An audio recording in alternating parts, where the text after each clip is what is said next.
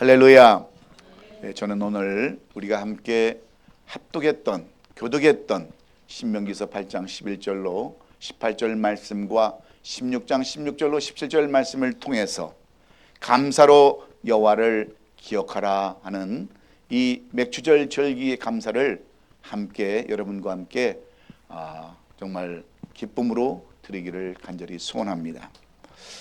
사랑하는 우리 성도 여러분, 여러분이 이 땅에 살아가는 근본적인 목적이 여러분은 무엇이라고 생각하십니까?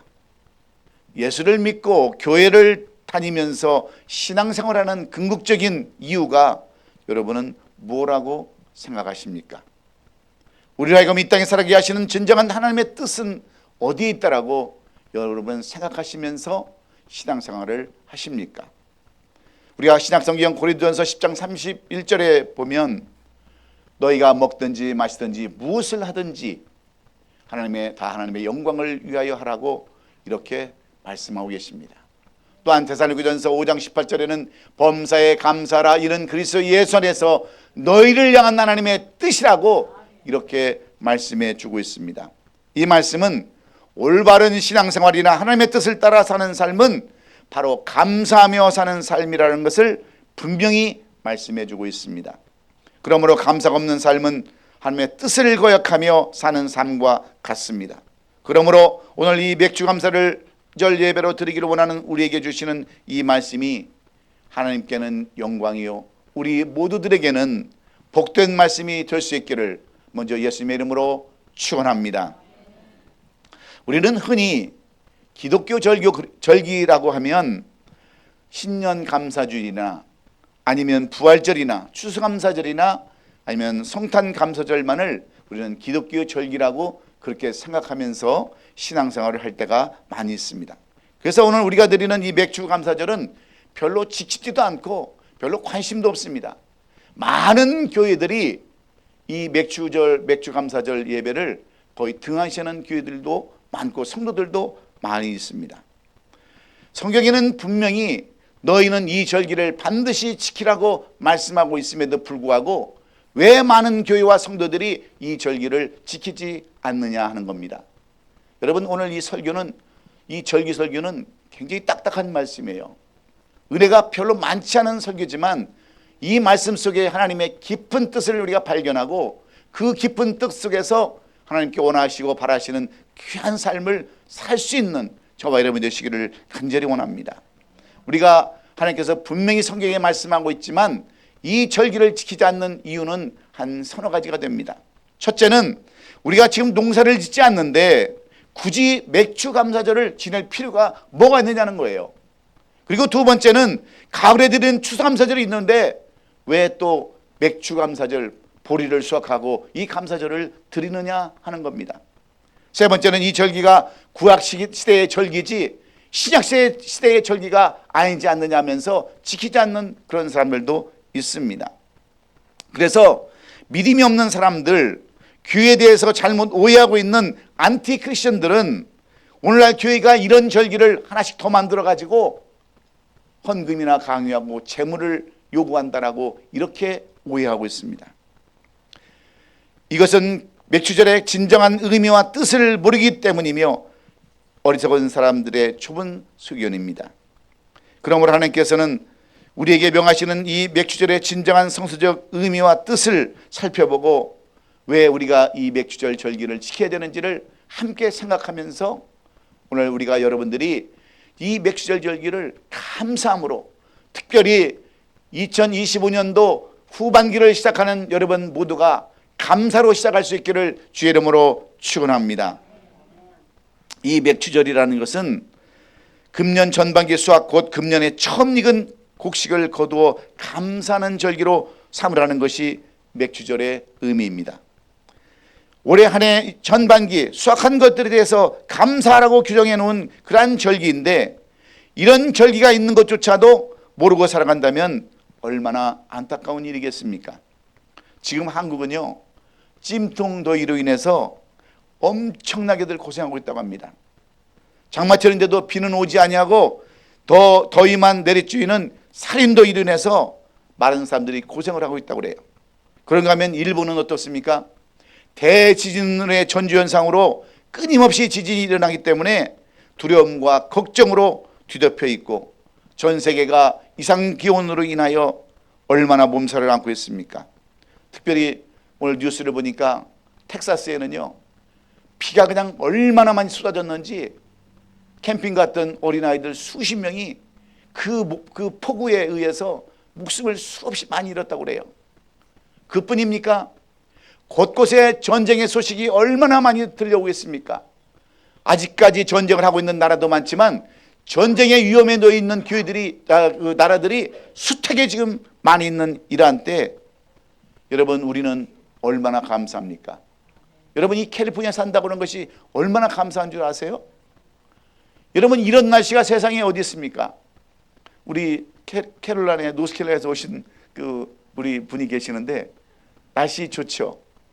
예, 이런 날씨가 어디 있습니까? 여러분, 이런 곳이 어디 있어요?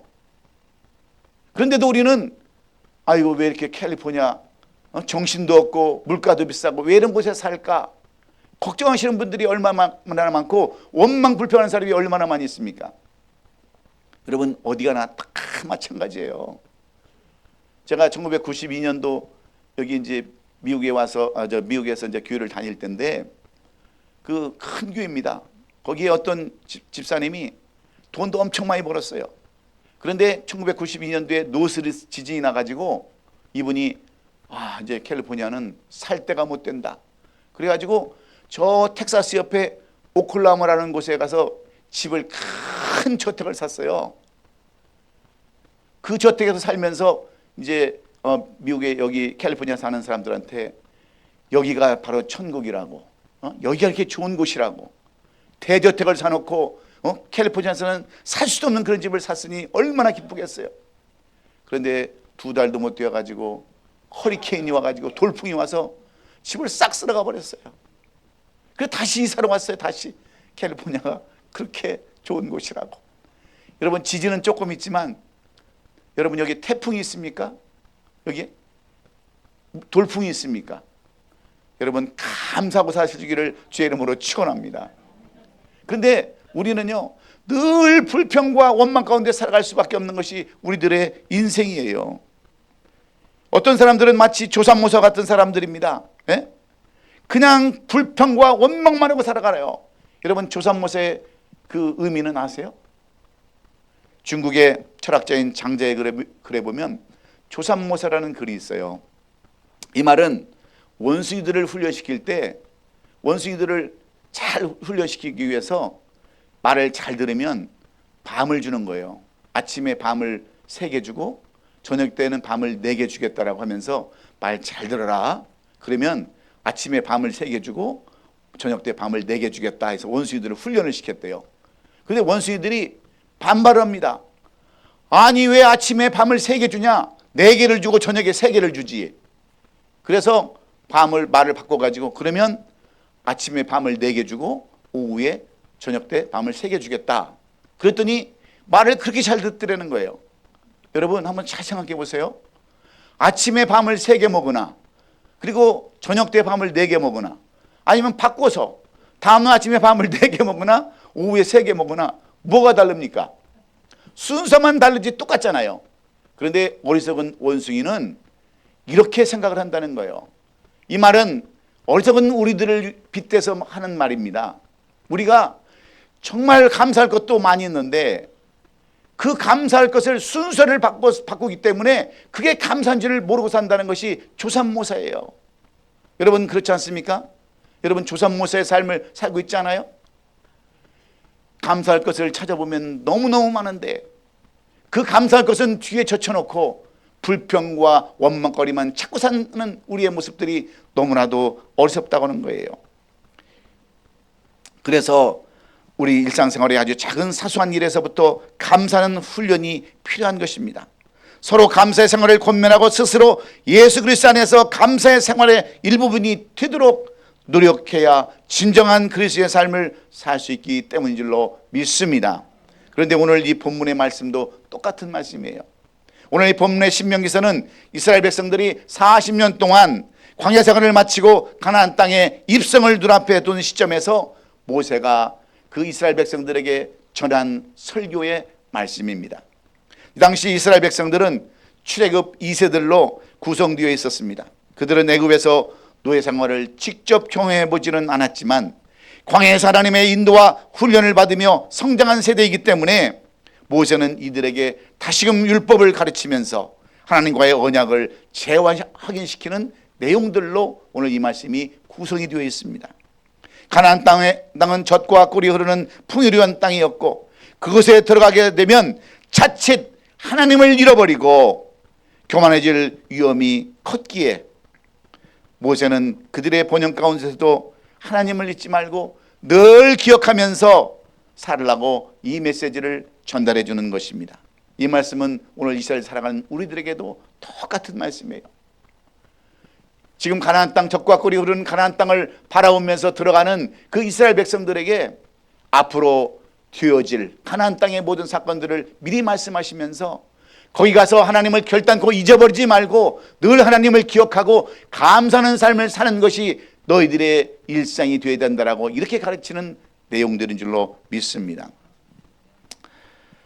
백성들이 배부르고 평안해질 때 내 능력과 내 손의 힘으로 내가 이 재물을 얻었다라고 교만하게 생각할까 봐 이것을 경고하게 해서 주시는 그러한 말씀입니다. 반면 신명기서 16장 17절로 17절 말씀은 이스라엘의 3대 절기 중 하나인 맥추절을 지키라고 하는 그러한 명령이에요. 이 절기는 수확한 첫 열매에 대한 감사의 절기로 하나님의 은혜에 대한 신앙 고백과 헌신의 표현이기도 합니다. 이 절기는 남자들이 하나님의 선택하신 곳에 나아가 빈손으로 나오지 말고 하나님의 주신 복에 따라서 드릴 것을 명령하는데 이 모세가 맥추절을 지키라고 한 이유는 세 가지입니다. 왜 맥추절을 지키라고 하느냐? 첫째는 하나님의 은혜를 기억하기 위함이에요. 오늘 18절에 말하면 내 하나님 여호와를 기억하라. 그가 내게 재물 얻을 능력을 주셨습니다. 이같이 하시면 내 조상들에게 맹세하신 언약을 오늘같이 이루려 하심이라 했는데 맥추절은 수확의 절기이자 감사의 절기예요. 이 절기를 지킴으로 이스라엘 백성들은 자신의 수고와 능력으로 얻은 것이 아니라 하나님께서 주신 것을 기억하고 고백하게 만들고자 이 말씀을 주신 줄로 믿습니다. 그들의 풍요가 전적으로 하나님의 은혜로 된 것임을 깨닫게 하기 위해서 이 절기를 지키라 이렇게 말하는 거예요. 그리고 두 번째는 교만과 자기 의에 빠지지 않도록 경계하기 위해서 이 맥추절을 지키라 이렇게 말씀하는 겁니다. 모세는 백성들이 가나안 땅에 들어가 풍요를 누리게 될 때에 가장 위험이 뭐냐면 하나님을 잊는 것이었어요. 내가 잘해서 이렇게 된 거 아니야? 그 교만은 신앙을 무너뜨립니다. 이런 교만을 없애기 위해서 늘 하나님을 기억하고 살라고 이렇게 교훈하는 거예요. 세 번째는 하나님과 언약을 기억하기 위함입니다. 신명기서 18장 후반절에 이는 그가 내 조상에게 맹세한 언약을 오늘같이 이루게 하려 함이라. 하나님께서 명령하신 약속하신 내용들을 반드시 기억하고 그렇게 될 것을 믿으라고 이 말씀을 주신 거예요. 그리고 공동체가 전체가 함께 감사하면서 나누기 위함입니다. 여러분, 이것은 한 사람을 위한 것이 아니라 우리 공동체, 우리 교회에 속한 모든 사람들이 함께 감사하면서 이 감사를 나누라고 이 맥추절 절기를 지키라고 이렇게 말씀하셨다는 거예요. 그렇습니다. 그래서 모세는 이스라엘 백성들에게 맥추절을 지키라고 하면서 감사와 겸손, 언약에 대한 충성, 그리고 나눔의 삶을 이렇게 강조하고 있는 거예요. 우리 하나님의 은혜를 기억하고 받은 복을 감사함으로 고백하며 공동체와 함께 나눌 때 그 삶은 하나님께서 보시기에도 아름다운 줄로 믿습니다. 하나님은 분명히 우리에게 필요에 따라서 많은 은혜도 주셨지만 그 은혜를 너무 사용함으로 도리어 화가 될 때가 또한 많이 있습니다. 18절에 기록된 것처럼 내 하나님 여호와를 기억하라 하시는 말씀은 곧 내 하나님의 은혜를 기억하라 그런 거예요. 그러면 내 열정에 맹세하신 언약을 오늘과 같이 이루게 하심이라고 이렇게 약속해 놓고 있습니다. 그런데 우리는 어떻습니까? 많은 교회와 성도들이 뭐 다른 거 지키면 됐지, 아니 뭐 신년 감사주일 지키면 됐고, 예수님의 그 부활절 지키면 됐고, 추수감사절 지키면 됐고, 성탄 기념일 지키면 됐지, 왜 굳이 이런 맥추절을 지키느냐 하는 사람들이 많다고 하는 거예요. 그러나 출애굽기 23장 14절에 보면 우리가 왜 이것을 지켜야 되는지를 분명하게 성경은 말씀하고 있습니다. 너는 매년 3번 내게 절기를 지킬지니라. 너는 무기병의 지키를 지키라. 내가 명령한 대로 아비벌 정한 때에 이래 동안 무기병을 먹을지니 이는 그 달에 애굽에서 나왔음이라. 빈서도로 내 앞에 나오지 말지니라. 맥주절을 지키라. 이는 내가 수고하여 밭에 뿌린 것에 첫 열매를 거둠이니라. 수장절을 지키라. 이는 내가 수고하여 이런 것을 연말의 밭에서부터 거두어 저장함이니라. 내 모든 남자는 매년 3번씩 주의 여호와께 보일지니라 하면서 이 맥주절을, 수장절을, 칠칠절을, 이 절기를 꼭 지키라고 우리에게 이렇게 당부하고 있는 거예요. 하나님의 백성 이스라엘 백성들이 1년에 3번 반드시 지켜야 할 절기가 있는데 그 절기는 애굽에서 종살이 하던 이스라엘 백성들을 하나님의 은혜로 바로의 손에서 벗어나게 한 유월절이 있습니다. 그리고 그들이 하나님의 약속하신 땅에 들어와 농사를 지었을 때 처음 열매로 드리라는 이 맥주절이 있는 거예요. 그리고 이후에 가을이 되어서 거두는 곡식에 대해서 추수감사절이 있는 것이고, 이스라엘 백성들은 지금까지 이 절기를 수천 년 동안 지키고 옵니다. 지금까지도 이스라엘 백성들은 지키고 있는데 우리는 왜 이런 것들을 안 지키느냐? 유월절은요 성탈절과 부활절로 우리가 대체를 하기 때문에 우리는 안 지키는 거예요. 그렇지만 이 맥주절은 이 추수감사절로 대체하는 사람들이 많다고 하는 겁니다. 그래서 이거 잘못된 거라는 거죠. 그러므로 우리는 오늘도 반드시 이 유기절과 무기절 이런 것들을 기억하면서 오늘 이 맥주절을 반드시 감사로 드릴 수 있기를 주의 이름으로 축원합니다. 그러면 이렇게 하나님의 많은 것들을 우리에게 주셨는데도 불구하고 그것을 지키지 않는 사람들은 무엇입니까? 오늘날도 하나님의 은혜를 잊어버리고 사는 사람들이 여러분 얼마나 많이 있는 줄 아십니까?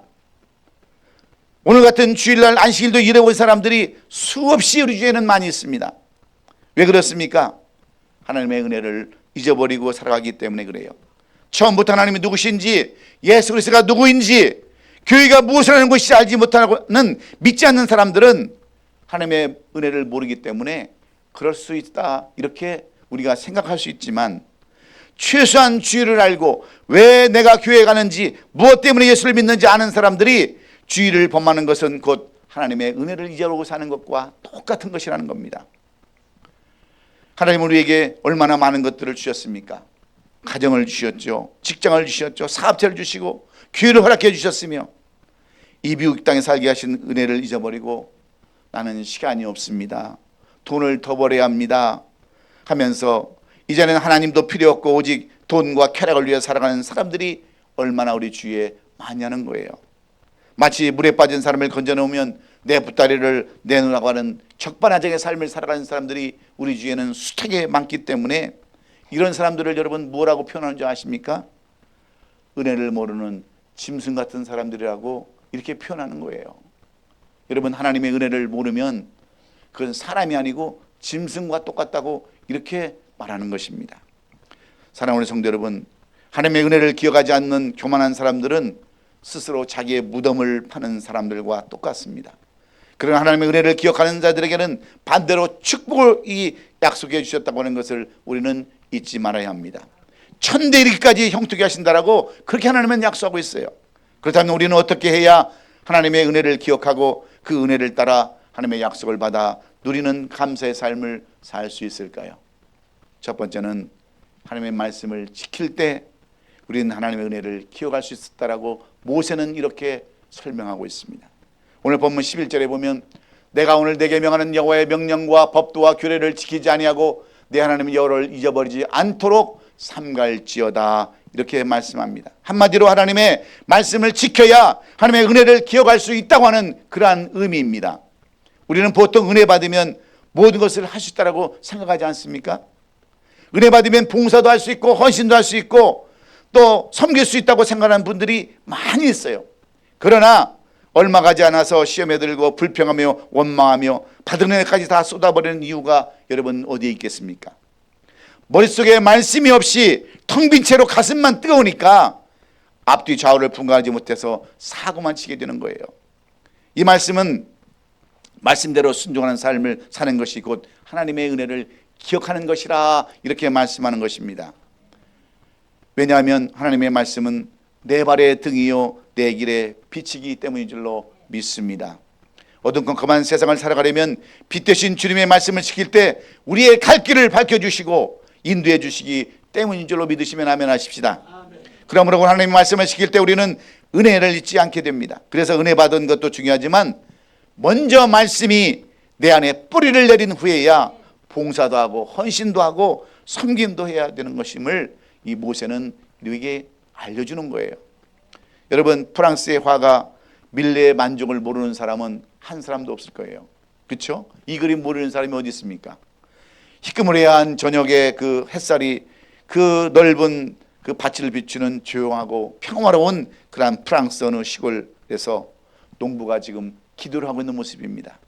남편은 저렇게 삽을 꽂아놓고 밀짚 모자를 붙잡고 기도를 하고, 아내는 옆에다 수레를 놓고요, 바구니를 발치해 놓고 오른쪽에 작은 수레를 세워놓고 교회 저녁정 소리가 들리면 프랑스에서는 루이 11세 때에 이 시간, 그 기도하는 시간을 정했다고 그래요. 그래서 이 기도하는 시간에 지금 두 부부가 이렇게 지금 기도를 하고 있는 거예요.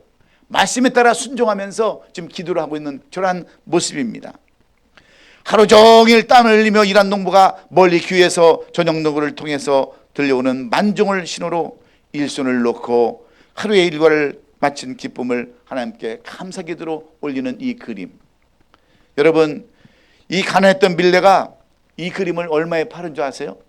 얼마나 돈이 없었으면 이거를 그 당시 돈으로 5불에 팔았대요. 5불에. 그리고 그 후에 30년이 지났을 때 이 그림이 경매에서 2,000불에 팔렸대요. 2,000불에. 한참 한 30년 후에. 제 값이에요? 네. 근데 지금은 이 그림을 돈으로도 계산할 수 없고 가치로 계산할 수 없는 몇 천만 불의 프랑스의 보물이 되었다는 거 여러분 아세요? 감사로 시작하는 것은 여러분 상상할 수 없는 그러한 축복, 돈으로 계산할 수 없는 축복이 이렇게 변해서 나오는 줄로 믿습니다. 우리는 이 밀레의 만종이라는 그림 속에서 무엇을 여러분 발견해야 합니까? 하나님께서 우리에게 요구하시는 감사인 줄로 믿습니다. 그럼에도 불구하고 은혜 받았다는 사람들이 왜 시험에 들고 왜 넘어집니까? 하나님의 은혜도 기억하지 못하고 이 하나님을 욕되게 하는 삶을 왜 살게 되냐는 거예요. 그래서 신명기서 28장 1절에 내가 내게 명령하는 말씀을 듣고 오늘 내가 명령하는 그 모든 명령을 지켜 행하면 내 하나님 여호와께서 너를 세계 모든 민족에 뛰어나게 하실 것이라고 하는 이 말씀을 우리에게 주신 줄로 믿습니다. 바로 하나님의 말씀을 지키는 것이 곧 하나님의 은혜를 기억하라는 거예요. 기억하는 것이라는 거예요. 이렇게 하나님의 은혜를 기억하는 자는 세계 모든 민족에 뛰어나게 해줄 것을 약속하는 이 약속의 말씀을 붙들고 이 2025년 7월 하반기를 여러분 말씀으로 붙잡고 나아갈 수 있기를 예수님의 이름으로 축원합니다. 두 번째는 겸손할 때 하나님의 은혜를 기억할 수 있다라고 모세는 말씀하고 있습니다. 오늘 보면 12절로 14절의 말씀에 내가 먹어서 배부르고 아름다운 집을 짓고 거주하게 되며 내 소와 양이 번성하며 내 은금이 증식되며 내 소유가 다 풍부하게 될 때에 내 마음이 교만하여 대하는 여호와를 잊어버릴까 염려한다라고 하나님은 염려의 말씀을 이렇게 써놓으셨습니다.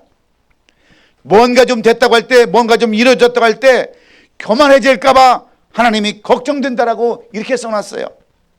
힘들고 어려울 때는 하나님을 찾고 부르짖고 교회도 열심히 다니고 봉사하더니 이제는 등 따하고요, 뭔가 좀 가진 것 있으면 여러분 차도 사고 집도 사고 재산이 늘어나면 하나님을 부인할까 봐 하나님도 염려가 된다라고 이렇게 얘기하는 거예요.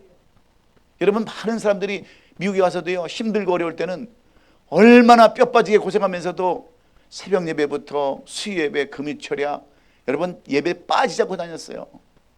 그런데 지금 이제 세상이 좀 바뀌어서 먹고 살만하고 집 있고 차 있고 모든 게 있을 때 교회 안 다니고 놀러 다니는 사람이 얼마나 많이 있는 줄 아십니까? 여러분 한번 밖에 나가 보세요. 얼마나 많은 사람들이 교회를 안 다니고 이 주일날 주일 성수를 안 하고 교회 다니는 사람들이 얼마나 많은 줄 아세요? 여러분 아닌 것 같죠? 정말로 많이 있습니다. 예전엔 정말 나도 이렇게 믿었다고, 나도 열심히 기도했다고 그런 사람들, 그러면 뭐합니까? 지금 안 믿는데, 지금 다 믿음을 다 버렸는데 그게 무슨 소용이 있느냐는 거예요. 하나님은요 이스라엘 백성들을 지금까지 얼마나 많이 인도하셨습니까? 사막으로 인도하시면서 그들에게 먹을 것을 주시고 메추라기를 주시고 고기까지 메추라기를 주시면서 반석에 물을 내고 옷도 헤어지지 않게 하고 얼마나 많은 것들을 주셨습니까? 다 너희를 낮추시고 시험하사 마침내 젖과 끓이는 땅 가나안 땅을 축복하기 위함인데 왜 하나님의 은혜를 모르고 자기 힘으로 능력으로 살아온 것처럼 착각하느냐? 이렇게 지금 하나님은 이스라엘 백성들을 향해서 모세를 대신해서 말씀해 주고 있습니다. 세상에 누가 처음부터 교만해지기를 원하는 사람이 누가 있겠어요? 10길 물 쓰고 날아도 한 길 사람 쓰고는 모른다는 그런 속담처럼 모르는 것이 사람들의 마음입니다. 그래서 우리 말에 말 타면 뭘 두고 싶다고요? 종 두고 싶은 게 우리의 마음이에요. 그게 교만해지고 싶은 마음이에요. 그만큼 교만해지기 쉬운 것이 사람이기 때문에 성경은 역대하 26장에 나오는 우시아 왕을 우리에게 보여주는 거예요. 우시아 왕은 처음에 얼마나 겸손한 줄 아십니까? 그런데 나중에요 이 우시아 왕이 뭔가 좀 제대로 되었을 때 뭔가 좀 자기가 좀 되었을 때 하나님을 대신해서 제사장을 대신해서 이제는 제사 회막에 들어가서 자기가 제사를 지내버립니다. 교만해져 가지고. 그러니까 하나님께서 문두병을 발해서 이 우시아를 그냥 처단해 버려요. 여러분 성경에는 이 외에도 교만해서 죽은 사람들을 얼마나 많이 소개하고 있는지 아십니까? 다니엘서 4장에 보면 느부갓네살 바벨론의 느부갓네살 왕이 등장하지 않습니까?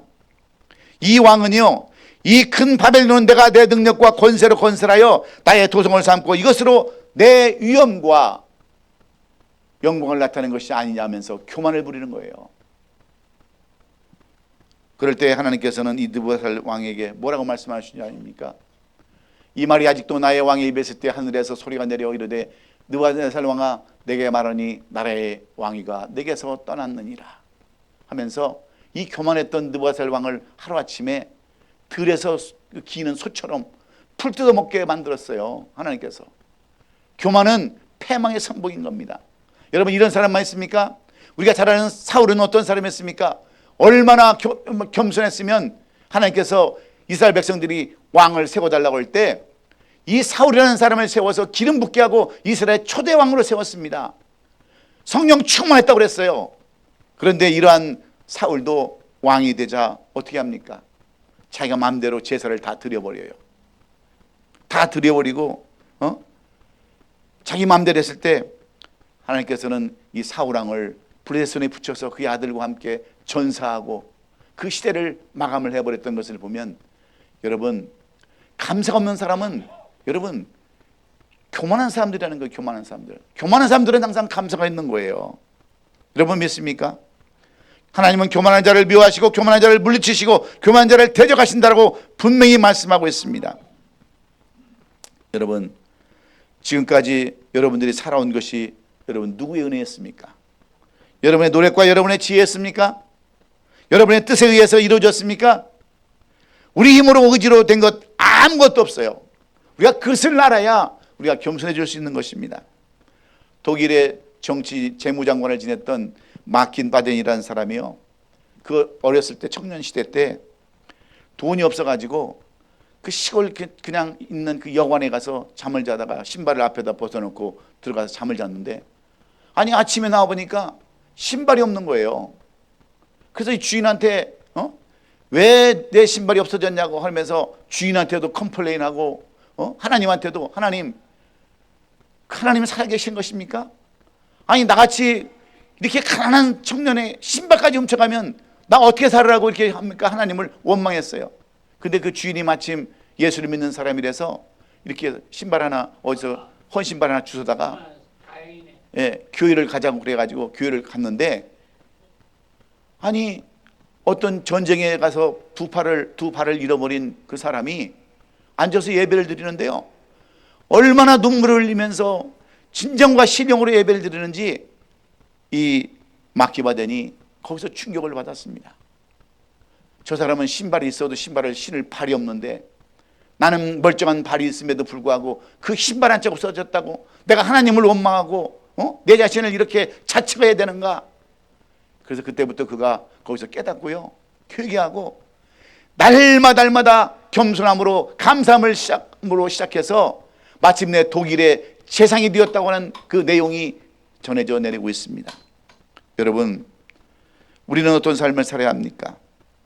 우리는 전적으로 하나님을 믿으면서 겸손한 삶으로 살아나갈 때 감사가 저절로 굴러오는 줄로 믿고 2025년 7월 이 하반기는 여러분 겸손하게 살아갈 수 있기를 주의 이름으로 축원합니다. 마지막으로 우리가 하나님을 전적으로 신뢰할 때 하나님은 우리가 하나님의 은혜를 기억할 수 있다라고 모세는 교훈해요. 오늘 본문 18절에 보면 내 하나님 여호와를 기억하라. 그가 내게 재물을 얻은 능력을 주셨음이라. 이같이 하심은 내 조상들에게 맹세하신 언약을 오늘같이 이루려 하심이라 말씀하고 있어요. 이것은 하나님의 약속하신 그 말씀을 전적으로 우리가 믿고 나갈 때 하나님께서는 그대로 이루어지게 하신다고 말씀합니다. 하나님은 우리를 살리기도 하시고 죽이기도 하시는 분이세요. 또한 찢기도 하시고 싸매주기도 하시는 그런 분이 우리 하나님이십니다. 우리로 기억해야 할 것은 하나님께서 반드시 우리에게 능력을 주시고 우리에게 약속한 것은 반드시 지킨다고 하신다는 이 사실을 우리가 잊지 말아야 합니다. 그래야지 우리가 하나님의 은혜를 기억할 수 있어요. 그런데 우리가 말하는 이 기독교는 그래서 감사의 종교입니다. 감사는 성도의 의무요 표징이에요. 반대로 불평과 불만은 불신자의 표징입니다. 문제는 우리가 은혜를 잊어버리고 건망적으로 하나님의 감사를 잊어버리게 하는 장애인물이 된다는 겁니다. 그래서 늘 원망과 불평으로 살아가는 거예요. 여러분, 이 생을 살아가면서 억울함을 당하지 않는 사람이 누가 있습니까? 억울함 당하지 않는 사람이 있어요? 한 사람도 없습니다. 억울함에 대한 시합이 있다고 한다면 질 사람이 한 사람도 없어요. 그런데 여기서 저보다도 억울함을 당한 사람 있을까요?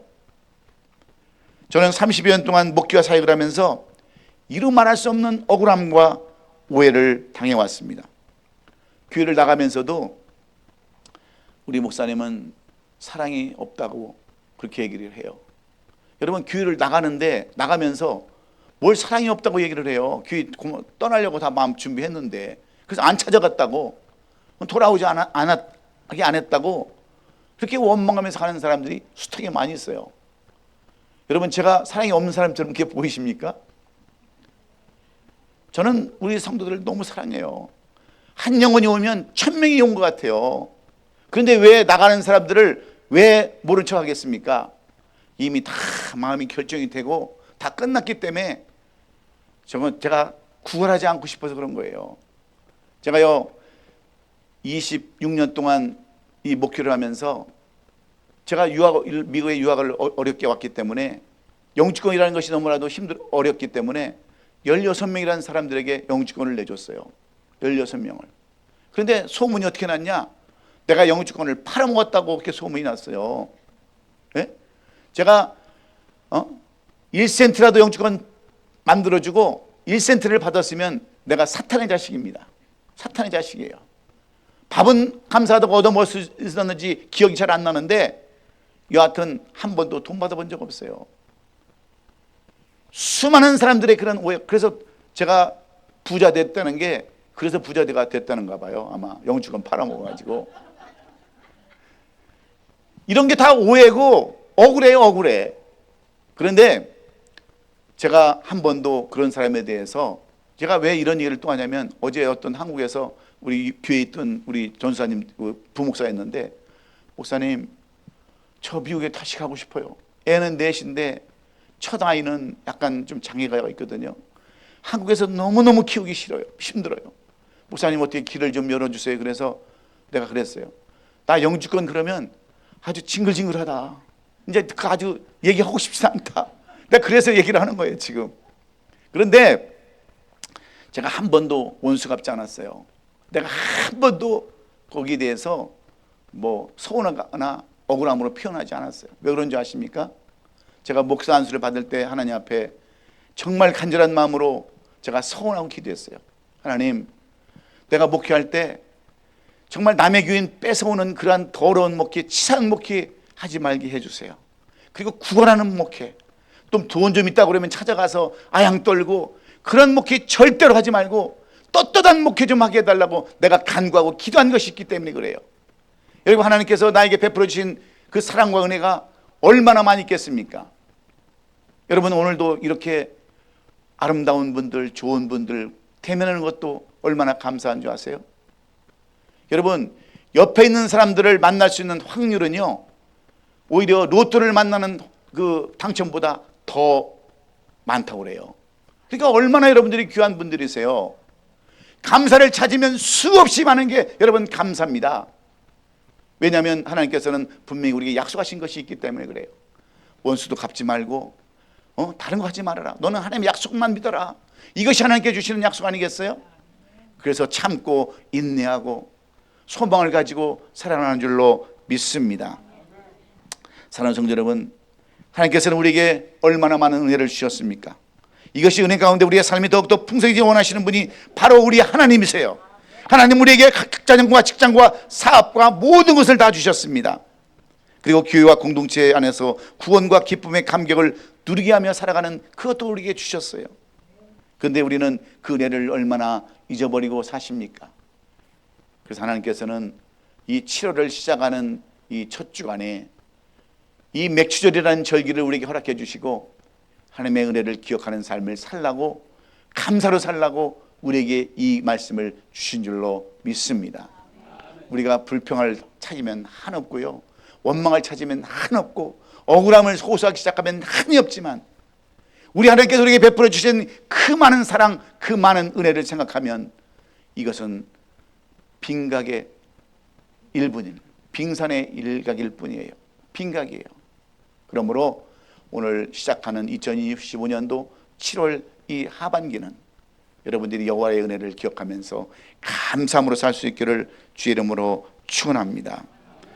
하나님의 약속을 받아 누릴 수 있는 비결은요, 하나님의 말씀을 지킬 때이고 겸손할 때이고 하나님을 전적으로 신뢰할 때임을 여러분 잊지 마시고 힘찬 발걸음으로 후반기를 시작하는 우리 아름다운 교회 모든 성도들 될 수 있기를 예수 그리스도의 이름으로 축원합니다. 기도하겠습니다.